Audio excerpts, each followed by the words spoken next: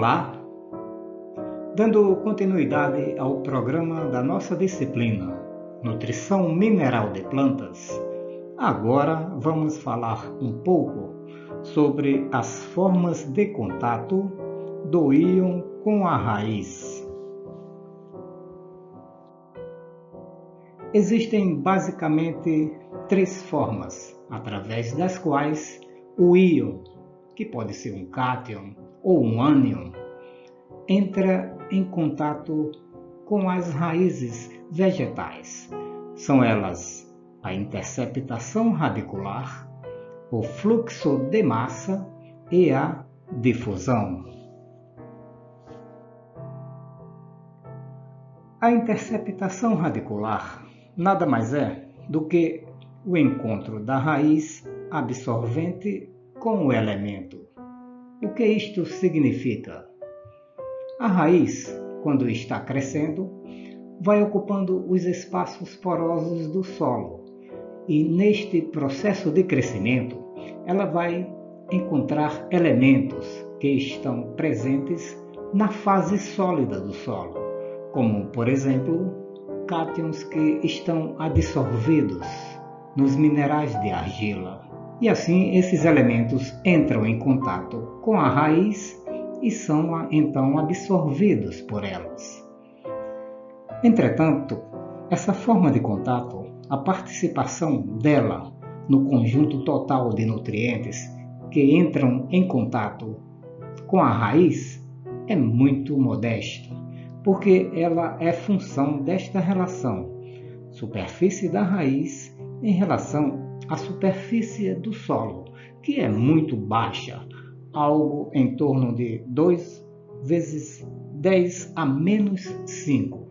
Isto significa que o volume de raiz no solo, de modo geral, para as grandes culturas, é de apenas 1% aproximadamente. Então, a participação desse processo na absorção ou no contato dos íons com as raízes é relativamente baixa nos solos naturais e nos agroecossistemas.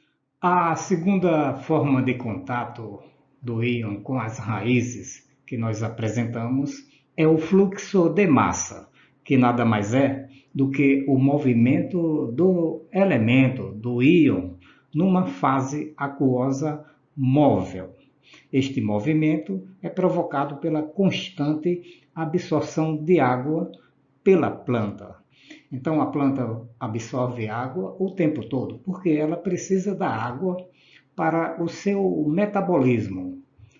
A água é então absorvida e é transportada pelo xilema para a parte aérea e para as folhas.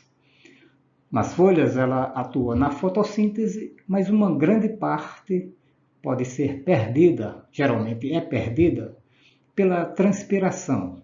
E neste processo de perda, cria-se um gradiente de tensão.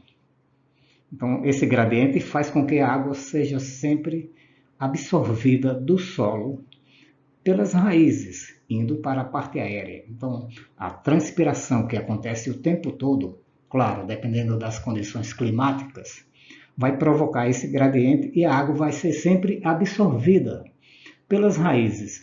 E junto com a água vão os nutrientes, nutrientes como nitrogênio, cálcio, magnésio, que se movimentam por fluxo de massa. Então é possível mensurar a participação do fluxo de massa no fornecimento de nutrientes para as plantas. Basta analisar a concentração dos elementos na solução do solo e assim tem-se uma ideia da quantidade desses elementos nas formas iônicas que entram em contato com as raízes e são absorvidos pelas plantas. O fluxo de massa para qualquer elemento depende de fatores climáticos, fatores da planta e fatores edáficos, isto é, propriedades do solo. Por exemplo, plantas que crescem em climas muito quentes, elas perdem muita água por transpiração. Então, o solo tem que suprir essa água. E dependendo das propriedades do solo, ele vai suprir de forma mais ou menos eficiente. Propriedades como textura, a própria estrutura, teor de matéria orgânica, tudo isso vai afetar a liberação da água para as plantas. E junto com a água, repetindo, vão entrar em contato com as raízes os nutrientes. Também a planta é um fator fundamental. Existem plantas que absorvem mais água do que outras. Isso é um fator, quer dizer, esse fator planta é muito importante quando se determina a influência do fluxo de massa no contato dos elementos. Em geral, os íons que entram em contato por este processo, em contato com as raízes, são esses aqui: o nitrato, cálcio, magnésio e sulfato. São caracteristicamente íons que entram em contato por fluxo de massa. Uma coisa que a gente pode generalizar é que a velocidade com que esses íons entram em contato com as raízes geralmente é muito alta, porque as plantas estão sempre absorvendo água e junto com a água em movimento, esses íons vão então entrar em contato com a superfície da raiz. A terceira forma de contato é a difusão, que é o movimento do íon numa fase aquosa estacionária a curtas distâncias. Então aqui tem duas diferenças básicas em relação ao fluxo de massa. A difusão ocorre na água parada e em distâncias muito curtas. O fluxo de massa é na água em movimento e em longas distâncias. E esse movimento de difusão ocorre devido ao movimento térmico das moléculas, chamado movimento browniano. E a difusão de íons no ambiente, em ambientes homogêneos, obedece à chamada lei de Fick, que diz o seguinte: S sobre T é igual a dA vezes C1 menos C2 sobre X. O que é isso? O S é a quantidade de substância que se difunde no tempo, que é o T, em segundos. O D é o coeficiente de difusão, ou velocidade específica da difusão, geralmente calculada em centímetros quadrados por segundo. E A é a área de difusão do elemento, geralmente centímetros quadrados. O C1 é a concentração maior em moles por litro e o C2 é a concentração menor, também em moles por litro. E X é a espessura em centímetros, que é igual à distância entre C1 e C2. Então, é uma equação complexa que leva em consideração todos esses fatores: o tempo, o coeficiente de difusão, a concentração dos íons, a maior e a menor, e a distância percorrida pelo íon. E essa lei de Fick foi concebida para estimar a difusão em meios homogêneos, como o ar e a água pura. Agora, no solo, existem outros fatores que não são contemplados pela lei de Fick. A difusão, então, é muito mais lenta, porque ela é afetada por fatores do solo, como o volume do solo ocupado pela água, a tortuosidade do caminho da difusão, os efeitos físicos e químicos da fase sólida sobre o movimento do íon. Então, tudo isso vai afetar, e esses fatores aqui não são considerados na lei de Fick. Outros pesquisadores criaram equações para estimar a difusão do elemento no solo. Mas na prática é muito complicado calcular a taxa de difusão do elemento em condições naturais de solo. Vejam que existem muitas diferenças entre os elementos, a difusão dos elementos na água e no solo. Na água, que é um ambiente mais homogêneo, por exemplo, para potássio, o coeficiente de difusão é de aproximadamente 1,98 centímetros quadrados vezes 10 a menos 5 segundos. E quando passamos para o solo, o mesmo elemento, o mesmo cátion, esse coeficiente de difusão passa a ser de 10 a menos 7 ou 10 a menos 8 centímetros quadrados por segundo, ou seja, uma difusão muito mais lenta no solo do que na água.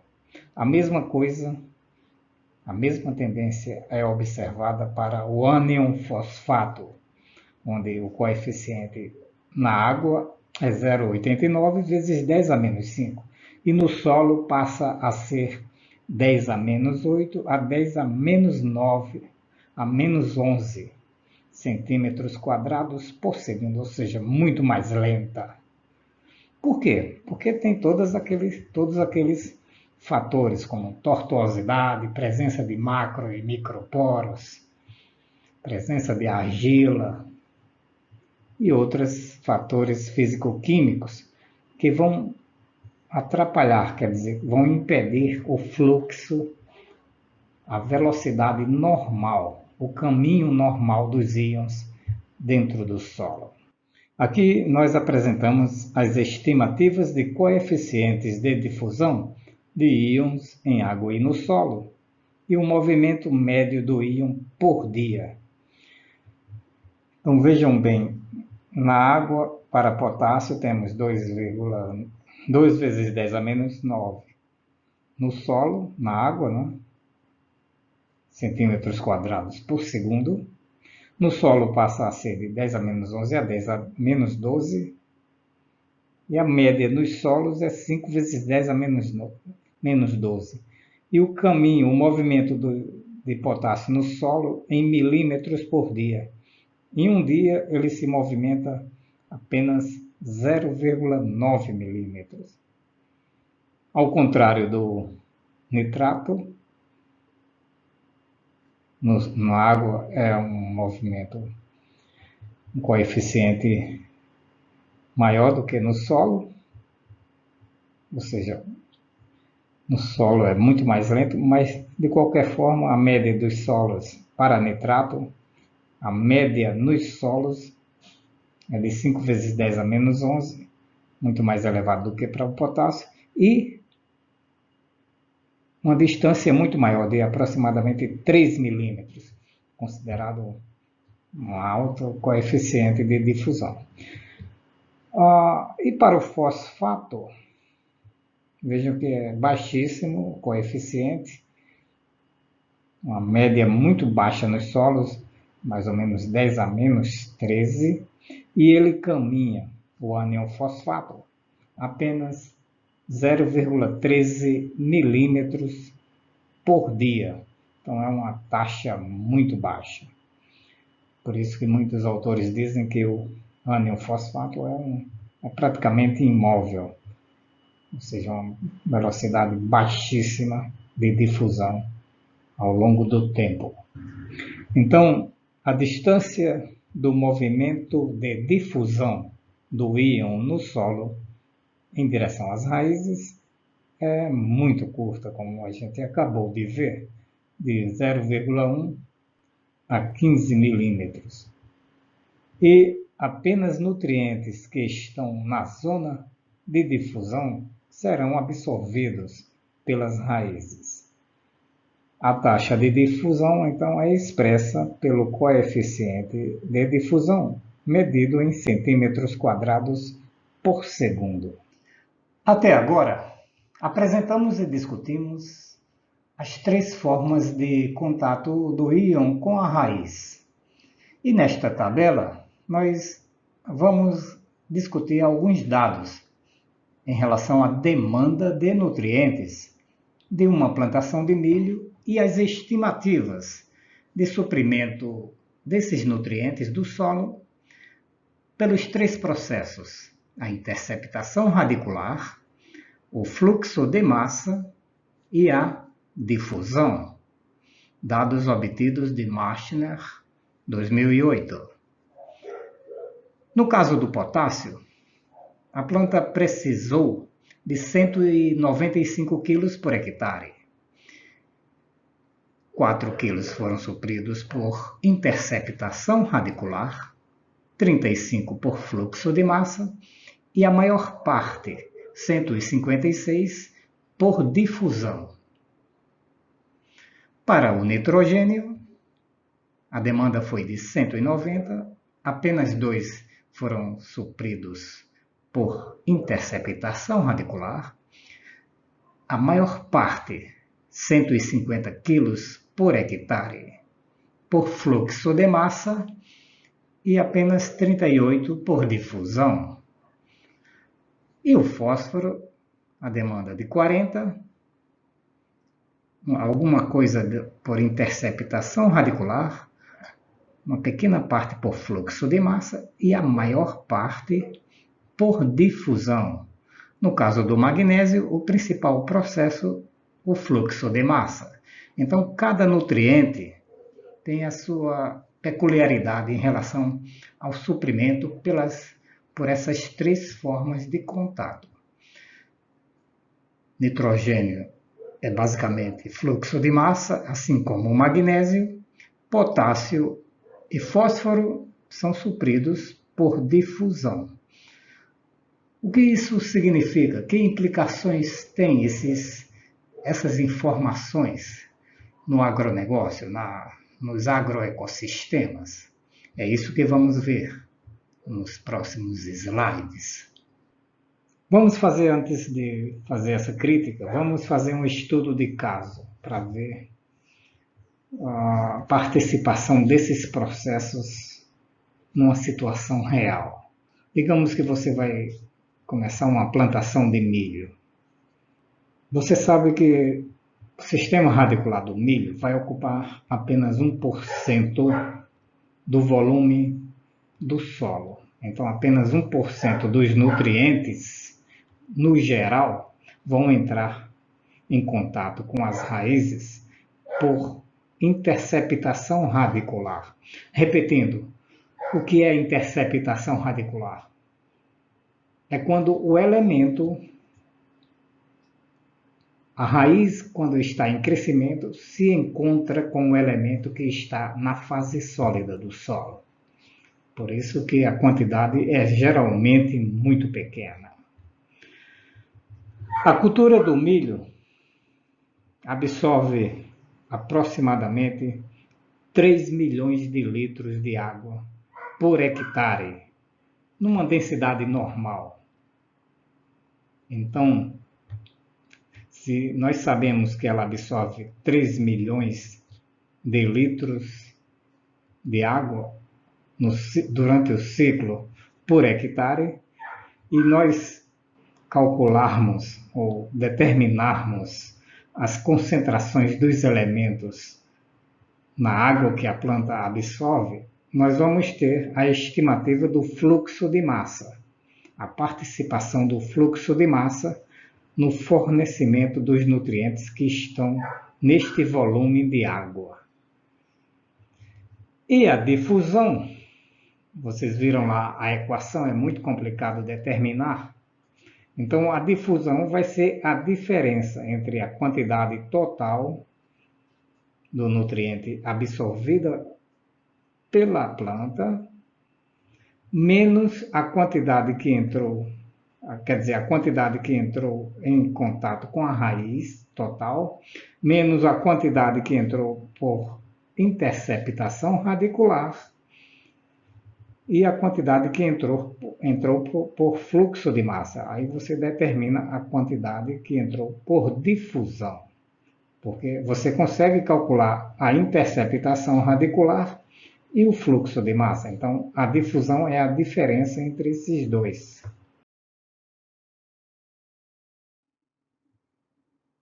Após as análises da planta e os cálculos da absorção dos elementos pelo milho, nós temos então esses dados para interpretação. Eles mostram a contribuição relativa das formas de contato do íon com a raiz no fornecimento de elementos para o milho no solo fértil barro-limoso. Os dados são de Malavolta, 1980.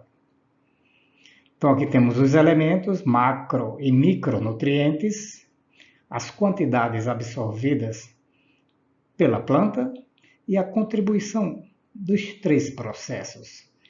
No caso do nitrogênio, nós percebemos que a maior contribuição foi o fluxo de massa. Aliás, a difusão praticamente não ocorreu para este elemento.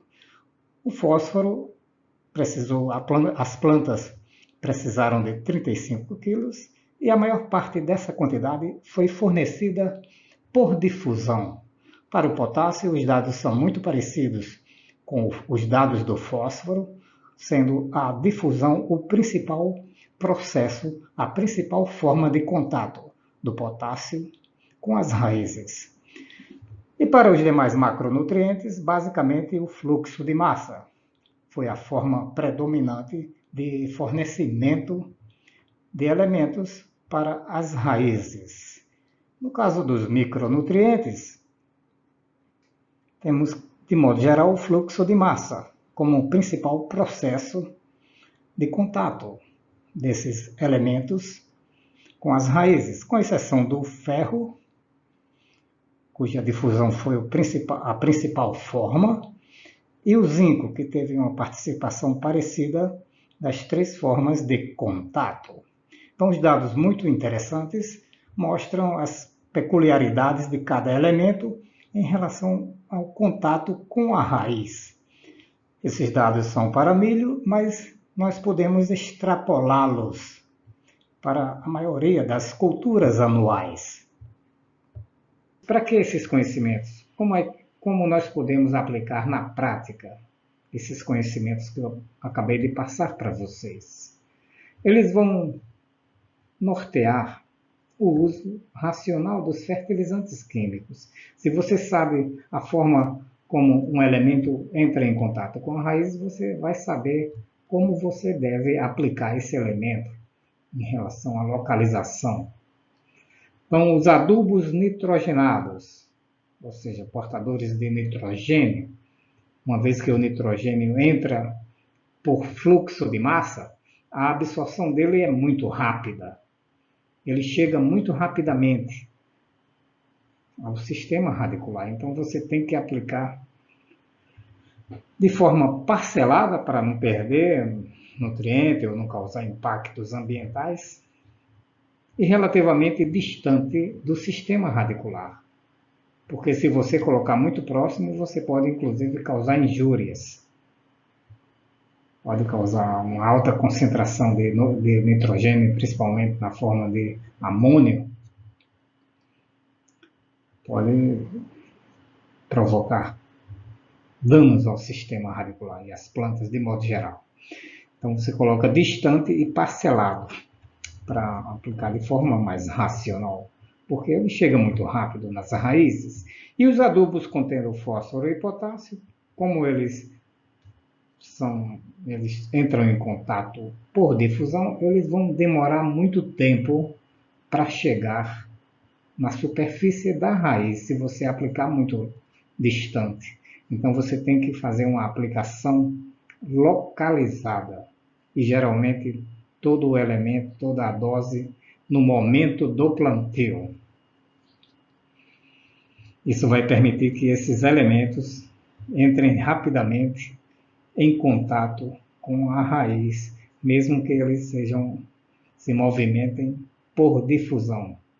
Por isso que eles têm que ficar muito perto, porque geralmente, como vimos nas tabelas, o movimento difusivo no solo é extremamente lento.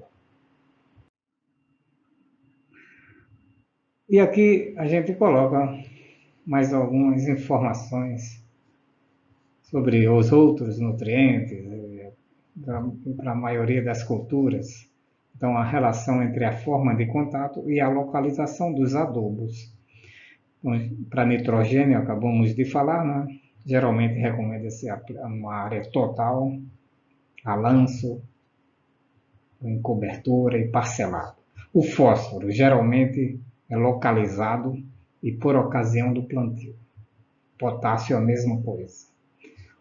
O cálcio, magnésio e enxofre é por fluxo de massa, então deve ser aplicado também a lanço na área total. Não precisa ser localizado.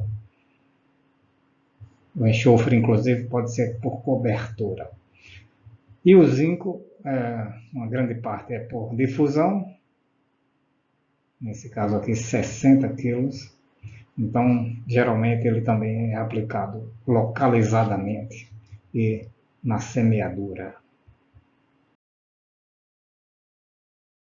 Aqui algumas figuras ilustrando esses processos que nós acabamos de falar. Então, aqui é uma raiz principal. Ao redor da raiz tem os nutrientes. A raiz está no solo, é claro, e aqui os nutrientes. A interceptação radicular é quando a raiz esbarra nos nutrientes. É o número 1 aqui. O número 2 é o fluxo de massa. Então, o elemento vai caminhando a longas distâncias, seguindo o fluxo transpiratório. A planta transpira, perde água e absorve água do solo. Então, o elemento vai entrando por fluxo de massa, junto com a água. E o 3 é a difusão. O elemento tem que estar muito próximo, porque ele se movimenta na água, mas a água parada. Então, o fluxo é muito lento. Aqui a representação dos processos de contato, segundo Malavolta. Aqui é o número 1, a difusão do íon na solução do solo. Então, veja que está bem próximo da raiz. 2, a difusão do íon da partícula de argila para a raiz. Então, veja que a difusão, a raiz sempre tem que estar muito próximo quer dizer, o íon tem que estar sempre muito próximo da raiz. O 3 é a difusão que ocorre na superfície da partícula. O 4 é a reposição. E o 5 é o fluxo de massa, ou seja, os íons estão bem distantes e vão seguindo o fluxo de massa, a água que entra pela raiz. Aqui é a distância relativa que cada elemento percorre em função desses processos de movimento. O nitrogênio, como é fluxo de massa, se movimenta rapidamente nas duas direções aqui. O fósforo, veja que a seta é muito pequena, indicando um movimento muito lento. O potássio um pouco maior do que o fósforo, mas é também muito lento. Cálcio, magnésio e enxofre já tende a ser mais abrangente aqui, a área que eles percorrem.